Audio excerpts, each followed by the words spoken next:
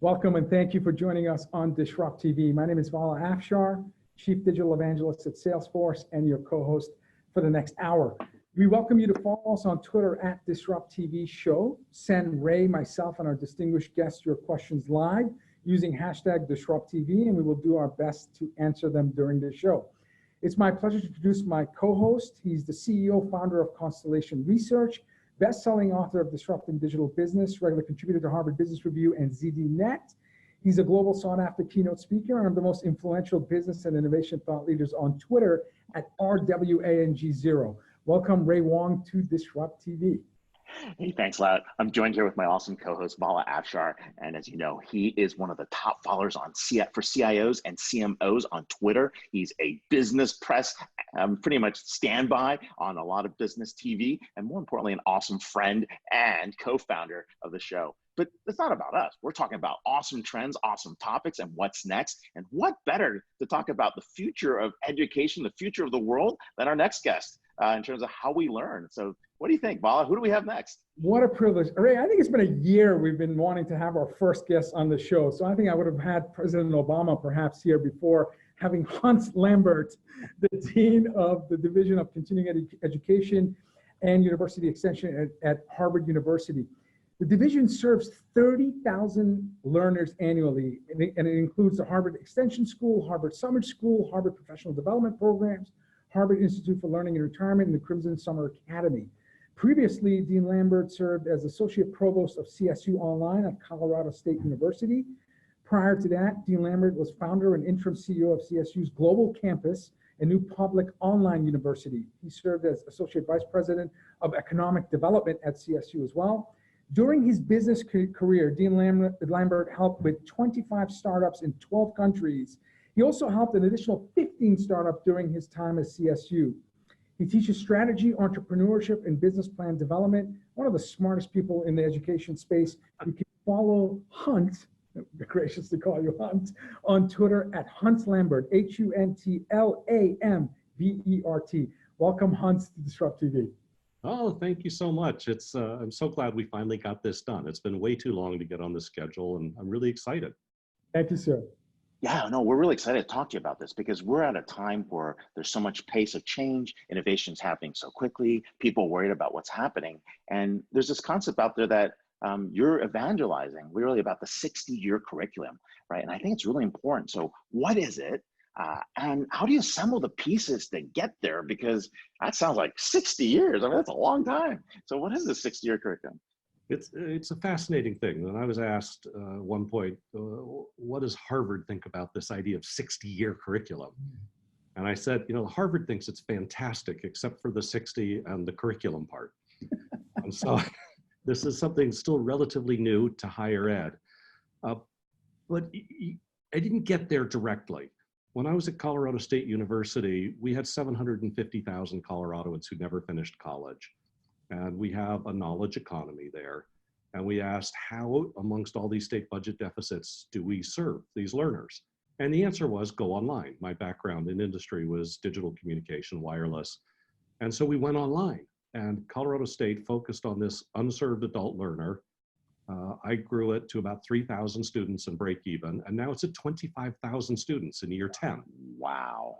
And it's like, I think the market's trying to tell us something, that they want high quality public education at affordable price, and they came. And then I was invited to help the research campus and research faculty do a version of that that worked for campus, which is obviously much more controversial than building your own university from scratch.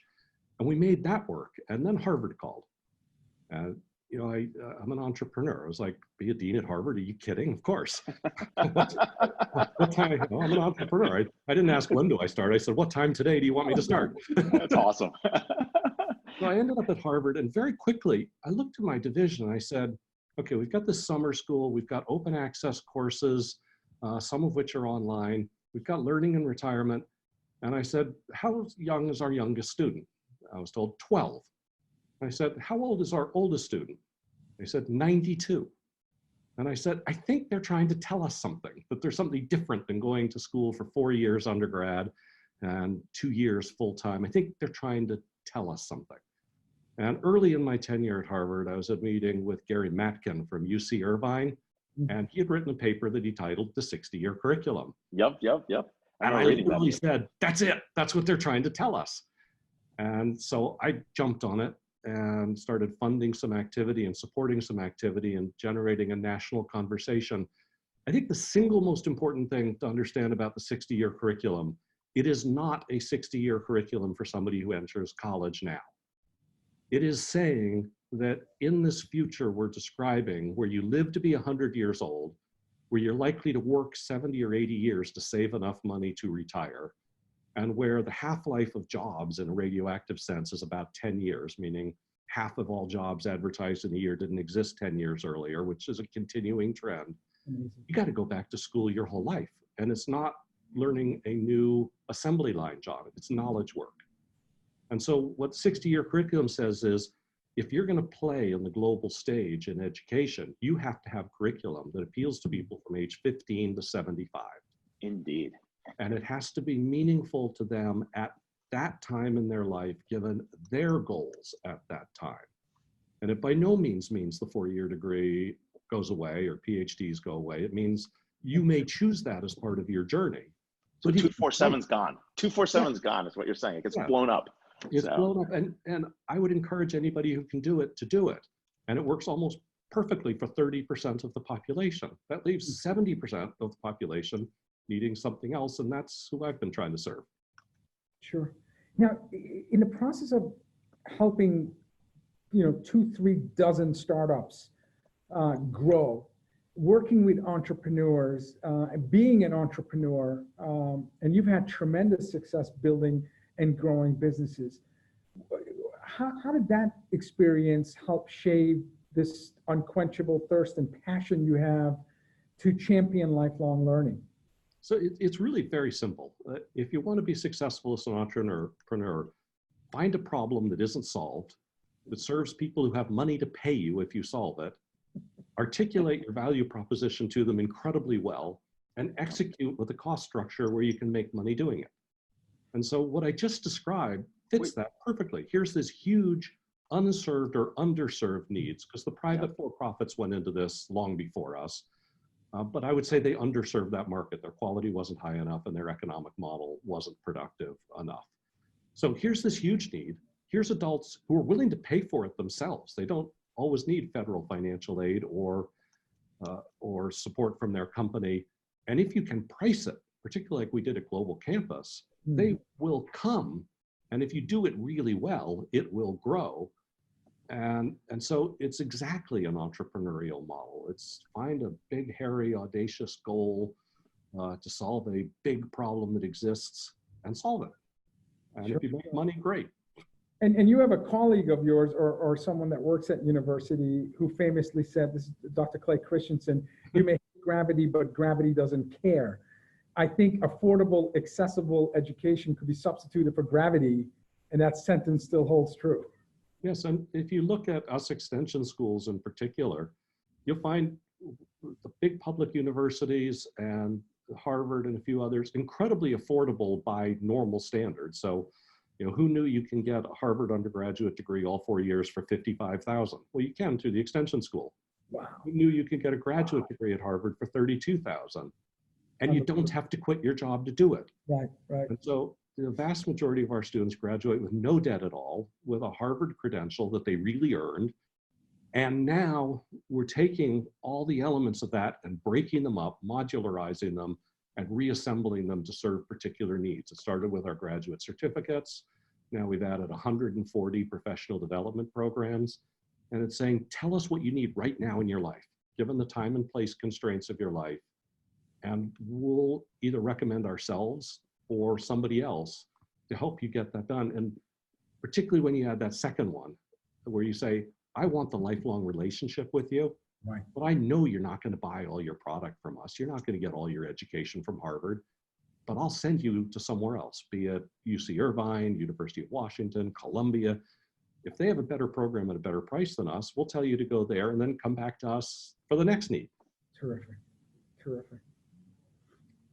So does that 4-year degree go away? like, do we need it anymore? I mean, why do we cling around this 4-year degree? I've got a junior in high school. Why do we cling around this 4-year degree, right? I mean, So is it the social experience? Is it the common bonding? Is it like, should we just put everybody into work programs, and then they go figure out what they want to learn? So I don't think the 4-year degree goes away at all. I don't Okay. even think it shrinks, except with the demographics that are shrinking right now. Yep. I still think the 4-year degree is the best thing a 17 or 18-year-old can do, because the maturation, the social experience, the intense learning experience can't be replicated once you're in the workforce. And I think we should push as hard as we can to keep 30% of our population going to that traditional 4-year degree, because it works. I mean, look at the US economy. Look at the world economy that's been built on that education. You'd be silly to say it doesn't work. Every indicator says it works. But for the other 70%, I'd say take an 8-year degree. What would that look like? So an 8-year degree, this is just another packaging for the 60-year curriculum. An 8-year degree would say, I come out of high school and I get a job. And in the summer before the job, I take an intense boot camp on how to be a good employee. I show up on time. Nice. Take care of your confidential information of your employer, understand a little bit about politics, and go to work. And go to work for a company that will pay for you to go back to school half-time. And then start taking courses at night while working full-time. And in 8 years, you can constantly tune your work and your education to align, and you will graduate with your 4-year degree with no debt and a good paying job and a life going forward. And for everybody else, for vast majority, honestly, of the US population today, that makes way more sense than taking 4 years out of your life to go right out of high school. That's true. Hunt, you mentioned, the lifespan of a typical job is converging down to a decade or less. And you have technologies like artificial intelligence, and we've been talking about this particular technology for 50 plus years, but if you look at the last 5 to 10 years, the amount of innovation and enhancements in that space has really made it a practical use in business today. When you look at emerging technologies like Internet of Things, augmented and virtual reality, 3D printing, we have distributed ledger experts that are going to be following you on the show. The combination of these emerging technologies is really opening up whole new business model innovation opportunities and certainly modernization of legacy processes and businesses today. What will education look like a decade from now? All of these technologies. By the way, you only have a few minutes to answer that. I think the successful educators 10 years from now will look very much like the direction that ASU is going. They will fundamentally define themselves as great global universities. And they will have 4-year degrees, and they'll have PhDs, and they'll have lots of residential master's programs. And they'll have tons of online programs, and they'll have tons of modular pieces that can plug in anywhere across them. And they'll be connected to their community colleges, and things like Phil Comarney and Phil Long, who's on the show, have been talking about. There'll be an underlying blockchain type network that's a trust network with the student that lets the student own the credential across schools. And ASU will be enabling students from all over the world to put these pieces together. And that future university will still have a great research budget, a great faculty, a ton of technology to enable students to get human-based learning with technology enhancement. And they'll have 1,000 on-ramps and 1,000 off-ramps. And that's the big constraint that's built into the construct of higher ed today, is the only on-ramps and off-ramps are defined by a very old Higher Ed Act. They're written into Title IV, and how funding works. It has nothing to do with the needs of the economy and the needs of the student. So there's a mismatch. There's a massive mismatch in content and demand. Yeah, but ASU is the first really big public university that says, we get that mismatch and we're going to build for the whole thing. Harvard is small compared to the sum of these big publics. I'm pushing us into the 60-year curriculum because it's obvious to me it's going to happen. Harvard ought to do it. And honestly, if Harvard does it, then lots of other schools like ASU have permission to do it. And the more that do it, the stronger our economy will be in the world. So is it fair for me to view ASU as an Android operating system and Harvard as an Apple operating system? One is open and can plug into other platforms, And the other is more closed. Maybe, but I'd use a slightly different distinction. I would say that Harvard is fundamentally built on exclusivity, and it has an inclusivity arm through the extension school. Okay. The great public universities are fundamentally built on inclusivity, particularly the land grants where I used to be. It's about inclusivity and outreach, and they have some exclusive programs that have evolved from that. And what I'm saying is that inclusivity is going to win. And if that's the openness of Android, then I understand your analogy. Okay. Okay. Terrific. Terrific. Yeah, no, it's yeah, no, they're different models in that. And then, I mean, and as what, you know, as part of that technology shift in terms of what Vala was saying, it's what about things like AI? Like, does that change how we learn? Does that change the way we look at curriculum? Do we just create mass personalization at scale in our curriculums, where we match you based on how quickly you learn, or what style you learn in? So I'll give you a tangible example. We're using AI right now to answer that question. So we are on a banner system, and we have lots of banner data, but we took 20 years of that banner data and we made it visible to Einstein Analytics in Salesforce. And we asked Einstein Analytics to tell us the patterns of success and failure based on the order people took all their open access courses in. And we had no idea what we'd get. Guess what? There are very distinct patterns, and they have very statistically significant different success and failure rates. So now our advisors have AI input to help advise students what course to take next to have a higher probability to succeed. So not everybody needs to be a data scientist. What do you mean? No, everybody doesn't, although a lot more are going to be, because, you know. No, I was just joking. I was joking on a matching profile level. It's like, yeah, look, everybody's trying to take this course on data scientists. Well, everybody's worried about what jobs will look like in the post-AI world, and legitimately so. But you know, we worried a lot about what jobs would look like after we put machines into fields, and we went from 90% agricultural employment to 1% agricultural employment. Well, if you watch, everybody got jobs. We have near full employment on our economy in the U.S. right now. We're just a little bit heavy since we're not doing any manual work. And that seems to work for us too. So it's, you know, we're living longer than ever and happier than ever. But yeah, no, absolutely. My question to you is, if, and again, sorry, these are heavy questions that we could spend the entire 20 minutes on, but if there's one thing you can change about higher education, one thing, what would you do next?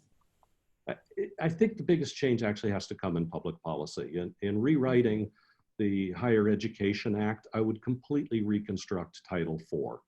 And I would make Title IV a funding eligibility to the individual across their life. And I would not tie it to being admitted to a school. I would tie it to some quality indicators of the school, because that's very important. Regional accreditation is a good standard if you're a school like us, but it's not the only one. And so I would break Title IV out and make it an individual government benefit paid by taxes that you can use whenever it's most productive to you in your life. And then there'd be money flowing into the 60-year curriculum market. And there was an experiment by the Department of Higher Ed in this around boot camps that was actually pretty successful in providing some Title IV money to that. And I think that's a lead indicator. That's the sort of catalyst if you want to open the doors of higher ed to a much broader reach. Can you believe it's almost 55 years old, title, like the Higher Education Act? That is crazy. It does need a good update and a good kick in the butt. Yeah, it's crazy. I mean, it really has barely been updated since the post-World War II Industrial Revolution. Oh my God, this is amazing. One more question. How can people learn more about the 60-year curriculum? Are you working on papers, books, webinars? How do we learn more? So there's a large group of deans like me that are working on it collaboratively, and we've brought in industry as well, and it's a global effort. I've hosted 2 workshops here at Harvard to try to figure out what the heck it is, and then try to write down what we think it is. And there's a book, we have a publisher who's agreed to write our joint book coming out of that workshop. That'll be our first attempt. One thing I do want to warn listeners of, though, and I'm going to use an analogy that won't work for everybody, but when you ask why Christianity spread around the world so fast when it did, the answer was it was inclusive.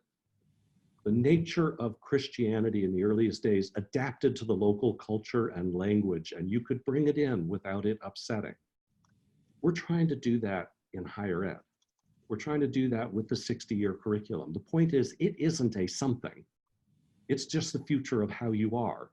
And each school has to think of it as a concept and an enabling set of principles and apply it to their mission and the communities they serve.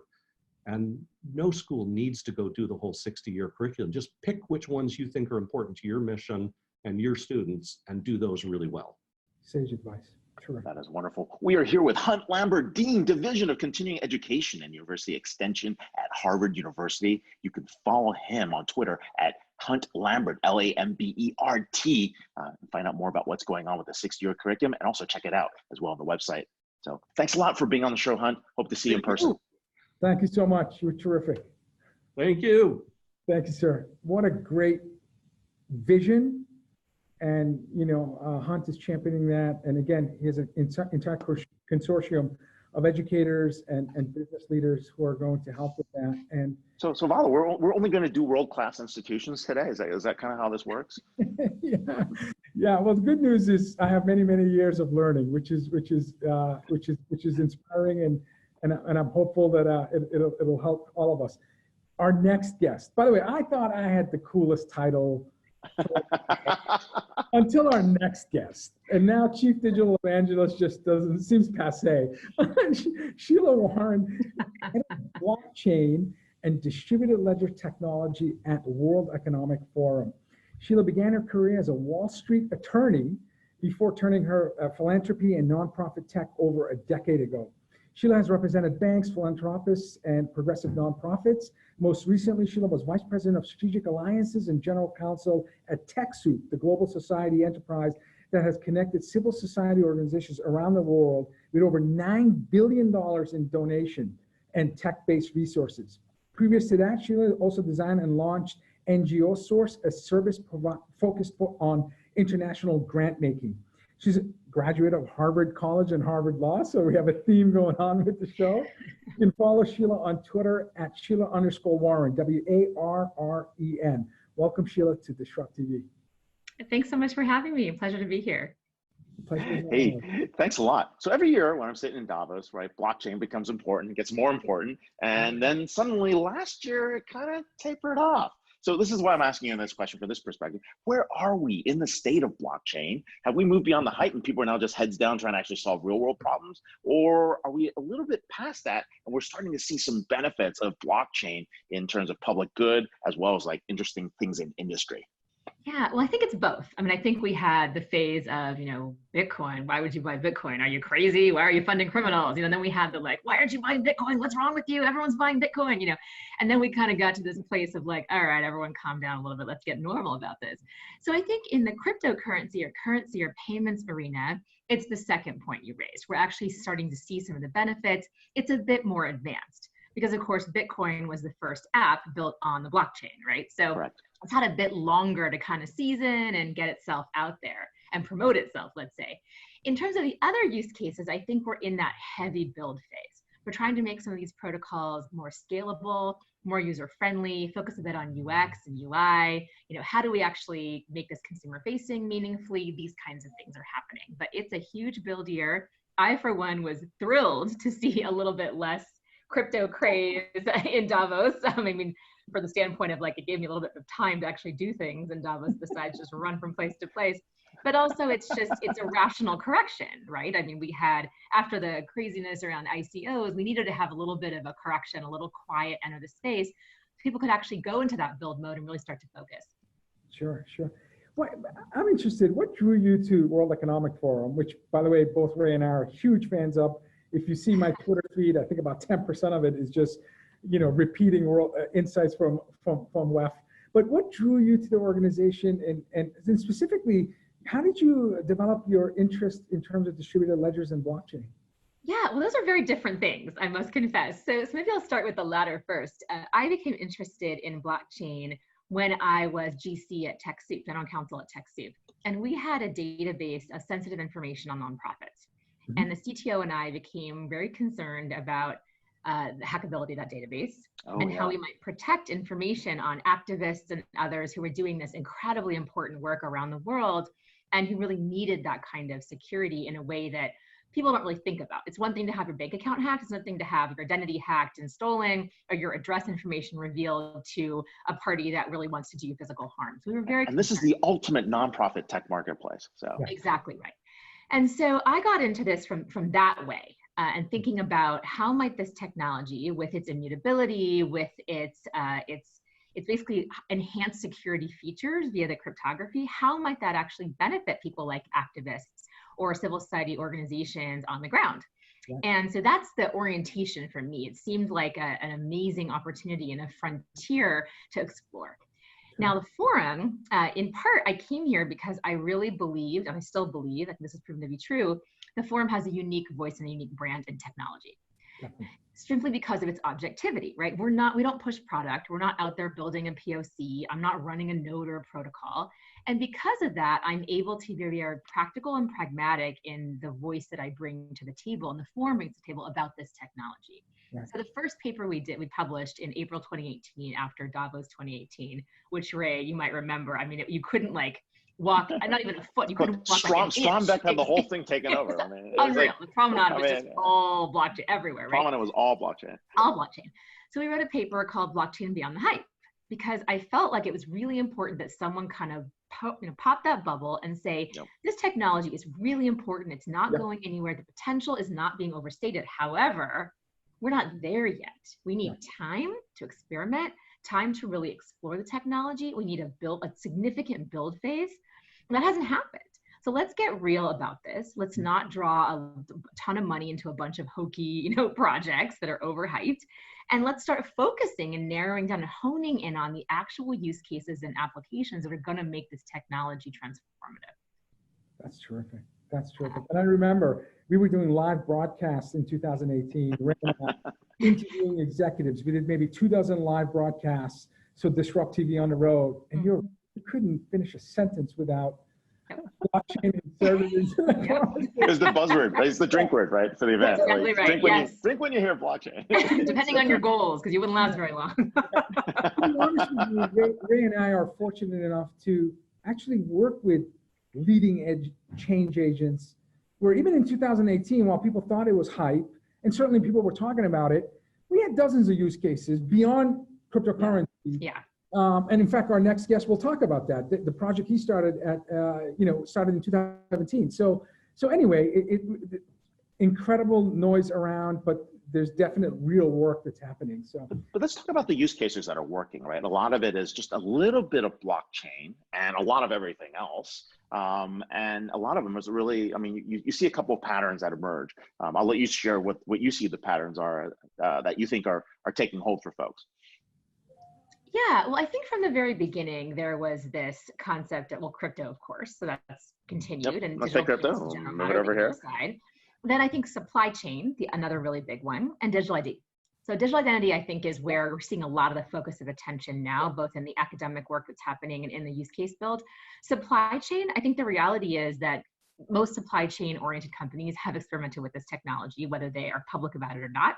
It might be a private chain just internally to their own company, or maybe a couple of their competitors that are working together. We're seeing a lot of consortium build in that space, whether it's Mobi, the Automotive Alliance, whether it's work happening with Walmart and some of their suppliers, and all this kind of stuff's happening. Yep. We're actually publishing shortly a toolkit designed to help people who are deploying blockchain for supply chain really think about what are the considerations you have to focus on, whether it's cybersecurity, whether it's digital ID, whether it's whatever it might be. Digital identity, I think, is this thing that, it's been a topic in the space, as you know, for not just the blockchain space, but the tech space for a very long time. Self-sovereign ID, ownership of data, and whether it's healthcare or whatever else. So we're seeing a lot of activity in that space that's becoming quite fruitful. I agree. Right, and we're also seeing things around consent management that are important, yes, right? Exactly, we're also seeing things around validation, verification of proof and chains, right? Whether it's land titles or, right, just verification of employment, skill sets, right, on the HR side. But they're using just a little bit of it to say, hey, it's on the chain, and then everything else is being done on a database, and that's what makes this kind of funny. It is really funny. Like, so, yeah, but is it happening? Part of it, Ray, with the customers that I engage with, they just don't have in-house skill set. Yeah. Enough, wide enough, deep enough to really understand scale, security, integration challenges to bring some of this art of the possible to life. But my question to you, Sheila, how does a company engage with World Economic Forum to share their considered practices and to build a community where people can learn from each other? What's the process where they can engage with you and your resident experts so that they can, become more part of a community and help with adoption and understanding? Again, I don't want to use best practice. It's too fast. So considered practice. But how do they engage with you? Yeah, well, so all of our content is public. So when our toolkit, for example, for supply chain is published, it's completely public on our website. The whole point is for people to be able to pull it down and make it very usable. And we always welcome feedback via any mechanism. There's a place to give feedback there. You can reach me on Twitter, of course, as well for those kinds of things. But generally, we are always looking to build our project community of experts in this space. To the extent that a company has a blockchain, the solo isolated blockchain person, who's sitting in their office and no one understands them, we understand you, we're happy to talk to you. And we'd love to hear what's keeping you up at night. What are the things that are really hard for you to convince your C-suite about? Like, what are the things your CEO doesn't quite seem to understand about this technology? What we're trying to do is normalize the case. So part of the role I think the forum can play and does play is in this multi-stakeholder environment. We talk to governments, talk to companies, academics, civil society, like everybody, right? Journalists, everybody. And so what are those things that need to be brought up above the hubbub, above the fray, and surfaced as these principles around use of this technology that are common? That are common across the use cases, that are common across industry, that are common across sector. And those insights are what I think we seek to gain from the project communities that we engage with. Sure. And you're San Francisco based right now. That's right. Are there events that World Economic Forum hosts that are specific to the blockchain distributed ledger technologies where business leaders, educators can come and speak and share their stories?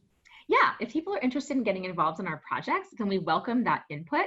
We do have invite-only, unfortunately, events that take place around all of our various work streams. Right now we have work streams going on supply chain, digital ID, crypto, of course.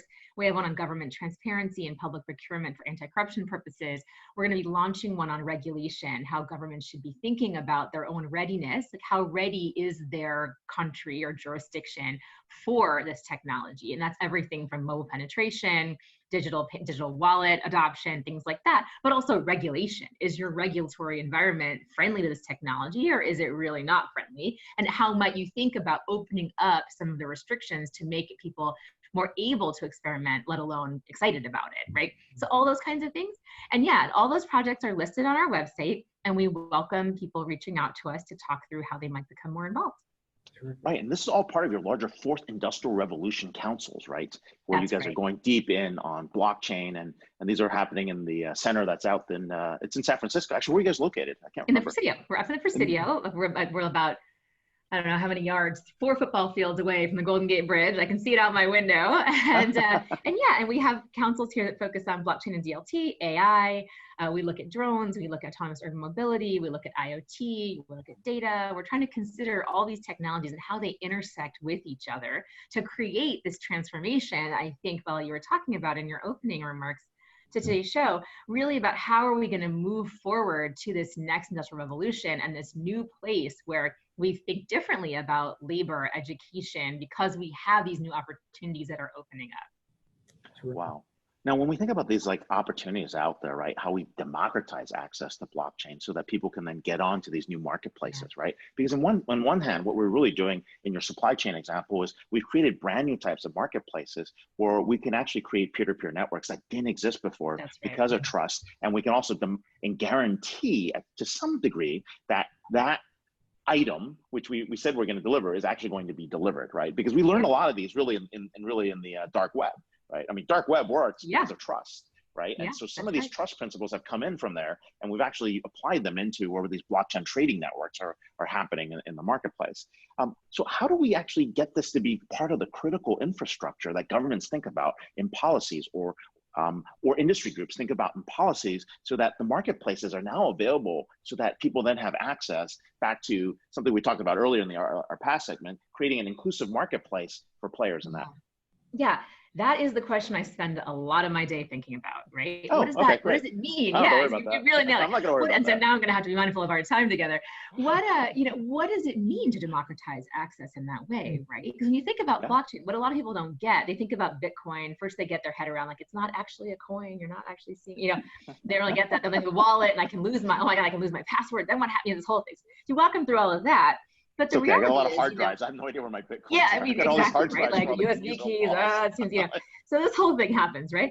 And I think what people just don't quite click into is the idea, like people will say, well, I don't know how to use blockchain. I'm like, but you're never gonna know how to use blockchain. You don't know what HTTP is. You have no idea what that, you know what SSL is. I know you have no idea what that is, yet you still use the internet. You still make payments online. You still use Venmo or Square Cash or whatever, right?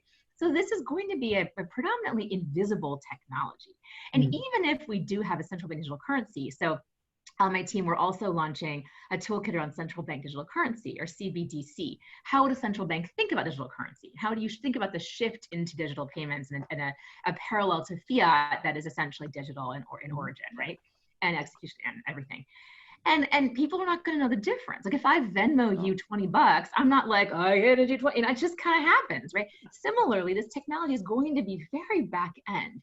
And what I find fascinating is right now there is a lot of focus and energy in the space on front end, like front end facing, consumer facing interfaces, but it's really just about how you make that back end invisible. Right? How do you get people to not be afraid of this and not even really know what's happening? And I'll tell you, the truth about this is that many companies, I wouldn't say most yet, but we're getting there, are using blockchain for something right now, today. And half their workers probably have no idea. And their consumers or customers probably have no idea, whether that's B2B or B2C. They have no idea. And that's just fine. There's nothing wrong with that. So I think when we talk about this transformation, it really is about, like you say, Ray, and I think you hit the nail on the head. It's that we're replacing sort of central authority trust with this community-based trust. And that gets, I think, to the question you asked about democratization. Because in my mind, if you're empowering people to own their own information, for example, if you're having new forms of notice and consent that are truly meaningful, because you have the ability to take your ball and walk away, right, and go home in a meaningful way. But there are things like that, and you have visibility into where your information is going. You can almost see that web of where it's going. It's a very different universe, not just in marketplace creation, but in how you imagine yourself as a consumer and how you conceive of your power vis-a-vis a giant company. And I personally think that is extremely powerful. I think we're going to see implications and ripple effects throughout democratic institutions. Makes absolute sense. Yeah. Well, advice to business leaders that are watching but may not be as familiar as you are, obviously, with blockchain. In addition to World Economic Forum, what are the resources? Where do you go to learn?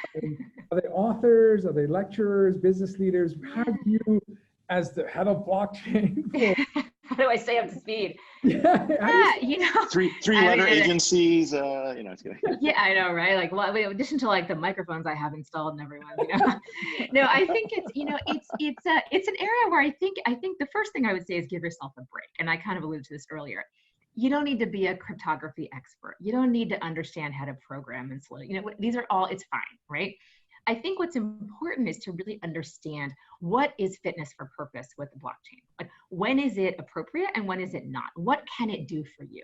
And so I would honestly say, and I say this, not mean to be self-congratulatory, I actually think our paper, Blockchain Beyond the Hype, is the best first step for anyone who wants to learn about this technology. Because it's not yet another Blockchain 101. I mean, you can Google that. I'm sure there's Khan Academy, Coursera, there's MOOCs out there. They're all good. I mean, most of them are, I'm sure some are better than others, but they're all going to get you what you need to know, right? There's a ton of books out there. My advice would honestly be go on your preferred provider and just look at the reviews and see, what's getting the most traction. There's a lot of them out there.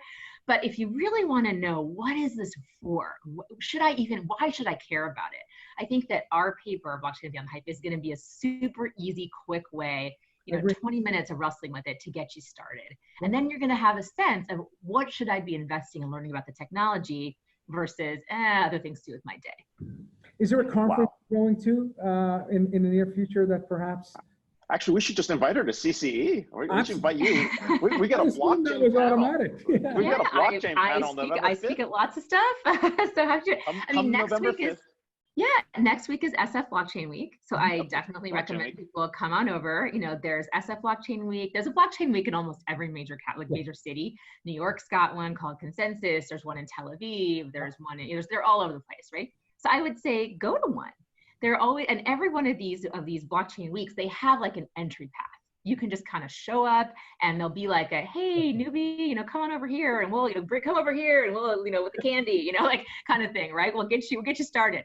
So I think that would be what I would say is a place to go. And if, you know, maybe your CEO doesn't want to go, but you should send the people on your team who are really motivated. They're going to learn an awful lot. For sure. Well, no, but hey, on a serious note, if you're free November 5th, we've got an awesome panel. It's blockchain lessons learned from blockchain success and failure. It's at the Half Moon Bay Ritz. Open invitation to you to come. We'll follow up afterwards. Thank you. And we'd love to have you there. We have 200 CXOs gathered together at the Half Moon Bay Ritz for 3 days of, these are all early adopters, innovators, and change agents. Surf is there, you know. Yeah, I love it. Well, I love Half Moon Bay. I will check my calendar. I have a feeling I'm meant to be in Malaga with the World Bank doing something in Spain, but if I'm in town, I will be there. I will be there. Malaga, Half Moon Bay, I don't know. Man. And if not, I'll see if someone on my team can make it down because that's a wonderful opportunity. It sounds fantastic. That'd be great. We are here with Sheila Warren, head of blockchain and distributed ledger technology at the World Economic Forum. You can follow on Twitter at Sheila, SHEILA _ Warren, WARREN. Thanks a lot for being on the show. Yeah, thanks so much. So fun. Have a great rest of your day. Thank you. Very, very cool. For those listening on radio, we are coast to coast, we hear. So we're not sure which radio stations, but thank you so much for listening. And of course, follow us at DisrupTV Show on Twitter. And of course, we've got our next guest. Who do we have, Vala? It's our privilege to have someone who's going to really talk to us about practical, powerful, impactful use of distributed ledgers and blockchain technologies. Dr. Phillip Long is a special advisor to CIO at Arizona State University and a faculty affiliate. Dr. Long provides leadership in the development of Trusted Learner Network, the Trusted Learner Record, designing verifiable credentials, and the future of distributed identity services, along with other emerging technologies. Dr. Long is also a senior fellow at Georgetown University Center for New Designs in Learning and Scholarship. His current work focuses on blockchain and certification, documenting competencies and credentials, learning analytics, emerging technologies, and design of physical learning spaces. He's the founder of RHZ Consulting, where he brings his interest to collaborate with others to turn their work and challenges into business success stories. I'm going to learn more about it in the next 20-minute segment. You can follow Dr. Long on Twitter at RADHERTZ. Welcome, Dr. Long, to DisrupTV. Thank you for having me. It's just a pleasure, and the first two guests have been terrific. So I hope I can do a decent job at the cleanup here. Oh, no, not at all, man. You're going to be wonderful. We're talking about trusted learner networks and records, man. This is awesome, right? I mean, when you think about this, start about how you got this concept, thinking about it, and what that means to, you know, just to the average person. And before you start, I would love to know your points of view on the 60-year curriculum. Oh, yeah, yeah, definitely. Well, I'll start with the 60-year curriculum, and in part because I actually was privileged to be able to be a part of those workshops that Hunt had been putting together. And so, you know, it's an idea that's been out there and floating around and waiting for that catalyst to sort of give something to allow you to sort of talk about it clearly. Hunt mentioned the idea that there is a particular problem in many ways with our current thinking about higher ed and educational practices. And that problem is that there is a million ways to fail and only one way to succeed. That is, you can start a program, and the only way that you can actually be considered successful is if you finish the degree, if you finish the whatever the terminus is, right, of that program. And yet, there are a million other things in people's lives, not just the higher education that they're engaged in. And we need to figure out ways to give them opportunities to succeed along the way.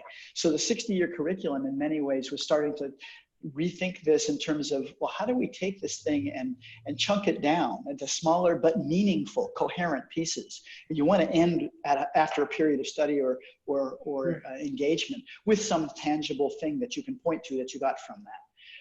But we've always sort of had this tablet that was handed to us metaphorically that said, thou shalt have 16-week curriculum, and it's called a semester, and thou shalt have that semester 2 times in, you know, and it just kind of goes on and on.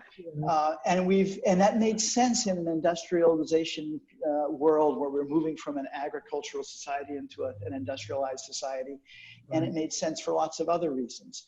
But it doesn't make sense today at all.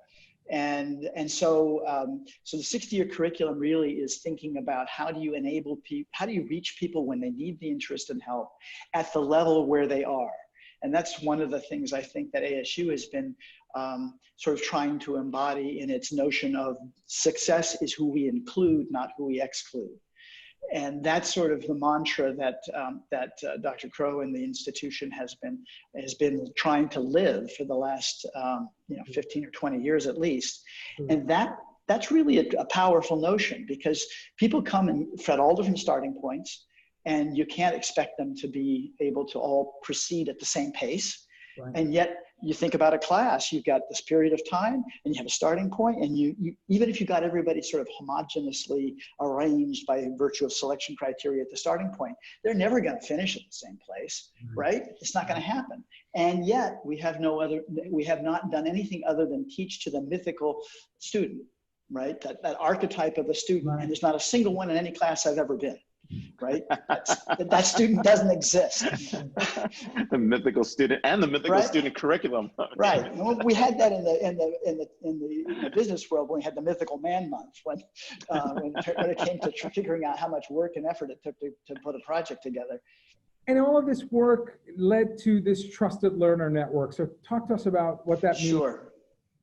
Sure. So the idea that we've been sort of working on is we have to give a way to disintermediate the institutions, the issuers of learning and credentials from the person. And we've all talked about this for 15 or 20 years in terms of learner-centric pedagogical practices and designs and learner-centric this and that.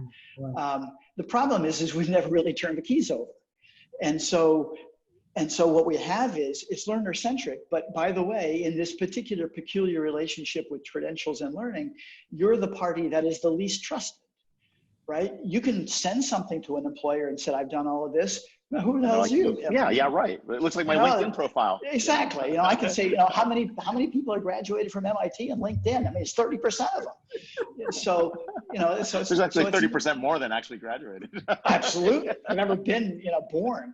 No, it's a problem. And so the trusted learner network idea came about to say, look, we have to give agency to the learner. If we're going to do this, you really need to give agency. That means we need a place to put these credentials that people can believe are actually secure, authentic, and viable, right? That the institution doesn't have to vouch for themselves to say, yes, I issued that back in, it's 1973. It is intact from us. And as Hunt and Sheila have both pointed out, the volatility of the learning and work environment is such that we can expect individuals to go through a period of 40 to 60 to 65 years worth of work, but it'll be much more episodic. It'll be from dozens of different providers. Sure, Hunt would like to have them come back to Harvard, and ASU would like to have them come back to ASU, but we know that that's, we want to be there for them, but they're going to need to find the things that they need when and where they are that are most suited. And we may not be that right source for that moment. Yet the individual is the narrative owner. Right?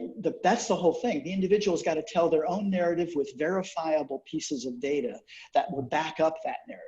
So where does that have to live? So the trusted learner network is, in other words, a place to put that data in a way that it can be verified and validated as true and honest. And then it's the learner's job to tell the narrative of who they are with it. And until we can get there, then we haven't really done the job that we've been trying to do all this time, to say the learner has agency. That's great. Unless the learner has agency that means something they can do, then it doesn't really matter, right? So that's the trusted learner network. Now, as Sheila had mentioned, the technology is rapidly moving, and it's not any different in the blockchain space. We've started off in partnering with Salesforce in this particular effort. And we started off, unlike in the cryptocurrency world, which is based on public permissionless blockchains, and with the expectation that the players in the blockchain will be essentially untrustworthy. So the technology has to build in the reason for computational trust, right? In our case, we actually think that there is an important set of trust relationships that are out of boundary, that are actually pre-existent. Institutions, for example, have relationships amongst each other, have nothing to do with blockchain, right, but which are over the years establishing credibility and confidence in each other's ability to deliver on various things. And we think the trusted learner network needs to actually augment that with computational trust, not replace it. Right. And so we start off with a trusted environment that is a permission blockchain, which allows us to put PII data, personally identifiable information, into the blockchain with reasonable confidence. The whole mantra of the public environment in the permissionless blockchains is don't go there. Don't put PII data because it's transparent, it's readable, anybody can see it. Well, that's great, and that's useful for a particular kind of and set of transactions or use cases. In our case, we want stories of people's lives, experiences, aspirations, and achievements. That's personal. And so we have to put that stuff somewhere. So we've created this trusted learner network that stores things in a blockchain.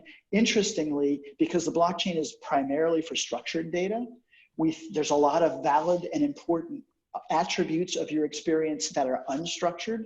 That might be videos, music, computational programs that you've written. They need to be accessible too.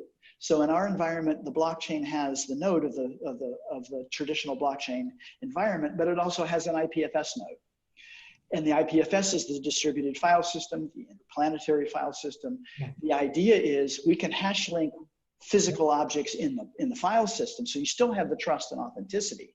But now we can put big bit buckets worth of stuff. If you're a person that did a project that was about control systems and drones, sure, then you might want to have the software that you wrote for the test harness that did something that validated that particular control system worked. And then someone who's looking to hire you can say, okay, I've got this record, he said he did this. And by the way, if I have the interest, and that's an area that I'm really trying to fill, I can take a look at that. It's not just a claim, it's stuff. So we're at the beginning of how these distributed applications and infrastructures are going to be designed, developed, governed, maintained, secured. This is actually pretty exciting. It's extremely exciting and really scary, which makes it fun. Because, yeah, I mean, I think that's one of the reasons that we just did a presentation at EDUCAUSE, the large international meeting of higher education technology professionals. And we asked people to come to Phoenix in March 2nd of 2020 to have the first convening of a trust network learner community. Wow. We need to have as much diversity and live up to our notion of inclusion here too, have as much diversity of voice and perspective to help us understand where the use cases really exist for this and where other technologies can do a much better job. I mean, when I first came to ASU, the question that Lev Ganek, the CIO, was asking is there a there there? You know, we've got this bauble. Everybody's interested in this new bauble. You know, if you've got a new juice can, we got to put it on the blockchain. If you got a cabbage, we got to put it on the blockchain.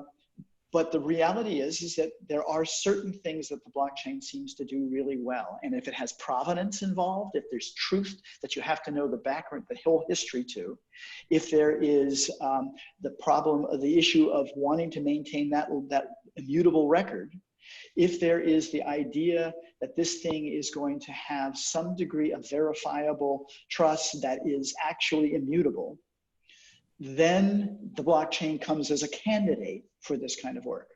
And so we're trying to build something that has the blockchain as infrastructure. Our first application is actually the data model that encapsulates that 60-year learner curriculum and life, but extends it to job skills or clusters of job skills, that extends it to attributes associated with your preferences. So ASU has been leading and doing assessments with something called the RIASAC model. The product is called Me3, but it basically identifies 6 dimensions of priorities or work interests. And then they've mapped their curriculum back to those 6 areas. So when someone says, I like to work outside and do this kind of thing, then they can say, well, in our curriculum, these are the kind of attributes that make sense. You should be a bioscientist. Not kidding. Well, come to think, you haven't looked at my resume. My original job and my original profession was as a behavioral ecologist. Yes, I did. I did see that. So Dr. Long, let's project 10 years from now. Will the Trusted Learner Network be the most impactful, most efficient way of employers finding employees?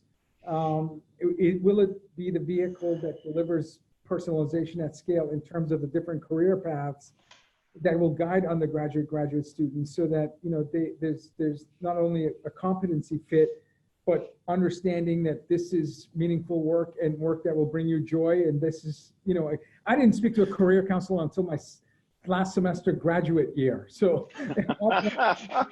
and almost 90% of graduate, I didn't speak to someone that could guide my career. And I would have been maybe in Ray's shoe if I had better consults. Well, I don't know. It seems to have served you very well. Yeah. I think you're doing fine, Paul. Exactly. But it seems like, are you like, why would you go to a LinkedIn, or why would you use traditional methods of connecting, employees to employers, other than a Trusted Learner Network, where throughout your learning journey, if there's certain competency that you have that can be beneficial to an employer, they can tap you and gain from your insights, and you have this mutually beneficial relationship. Yeah, I think it's going to be one of the most powerful invisible technologies of the next decade. I mean, the truth is, as Sheila, I think, correctly pointed out, this is a technology that in its greatest and most powerful implementation is completely unseen. And the individuals using it will have no idea that's what's underneath. Right. But it is the place where I think that the resume of the future is going to be built. It is the place where our ability to express things that we have learned outside of formal training, right, but to assert, I believe I have the competency of this. Here is some evidence that suggests it. And by the way, here are 3 endorsers who have their own validation in terms of their skills and their background that you can check on. That says that I have achieved that. That unstructured data that you referenced, it could be the last 3 deposits into GitHub that demonstrate more than anything else in terms of grades in a class, your competency and opportunity to find jobs. So that unstructured data is super important. It is. In fact, I expect in this particular space that GitHub and blockchain are going to get married in some fashion, because you need to be able to validate that. It's the same problem that you have anytime collaboration happens in a team, right? Who's responsible for what? Right. And it's free from malware, it's secure, it's going to be working, it's scaled, and that's the original set of the code. All right. Well, we're here with Dr. Phillip Long, special advisor at Arizona State University and senior scholar at the CNDLS, where they take bridging the gulf between historic pedagogy and technological advances. I think that's what you guys say at Georgetown University. So you can follow him on Twitter at Radhertz, RADHERTZ. Think about that. So, all right. Hey, thanks a lot for being on the show. Thanks so much for sharing about this Trusted Learning Network. That's a pleasure. And really enjoyed your other guests as well. Thanks. Thank you, sir. Thank you very much. Ray. Boom. Just like that. My head is spinning. it's literally all 3 guests we could have talked to for an entire hour. It's amazing. Who said this? Was it William Gibson? The future is already here, just unevenly distributed. I mean, people are working on some amazing breakthrough technology that could have profound impact as much as the internet or the smartphone or social networks. And, it may feel like it's the web in late 90s when we talk about blockchain, distributed ledger, but before you know it, it's going to impact every company, every sector, every geography. Wow. Hey, and before we do the wrap up here, just a quick note, rest in peace to Mark Hurd. Amazing, very, very interesting career. When he got to Oracle, he transformed Oracle in a way that never been seen before, changing the way the sales culture works, changing the way the leadership works there, putting a personal touch to Oracle is very, very different at Oracle. I think Larry Ellison gave him a chance to remake himself, and he did so at Oracle. And so, hats off to him, and condolences to him and his families. Very yeah, sad so here at 8:62. So really, time incredible. passes. Make sure you hug a loved one. So who do we have on next week's show? As we're coast to coast on radio stations around the country, and of course live on iTunes as well as SoundCloud. We have, I believe, episode 168, if I'm correct. Our world-class producer will let me know. But we have Sheila Warren, co-founder of Sudden Compass. Anybody who's heard Tricia speak and present, she's amazing, super smart, and really lifts the room. We have Esteban Kolsky, another person that lifts the room, principal and founder of ThinkJar. And one of our favorites, Steve Wilson, who's Vice President, Principal Analyst at Constellation Research. And he's been writing and researching distributed ledgers and privacy and security and ethical use of technology. So a world-renowned expert in those arenas. So it's going to be an amazing show. It's going to be fast-paced. So bring your popcorn, fasten your seatbelt. It's going to be a quick shout out to Phil Kamarni for setting up this awesome lineup. And then, of course, with Constellation Connected Enterprise, November 4th through 7th, watch for the tweets under the hashtag CCE 2019. 5 shows left till 2019. So check out who we do it. So check us out on Vimeo, SoundCloud, YouTube, and iTunes. So if it's Friday, it's DisrupTV. Have an awesome Friday, everyone. Thanks, everyone. See you next week.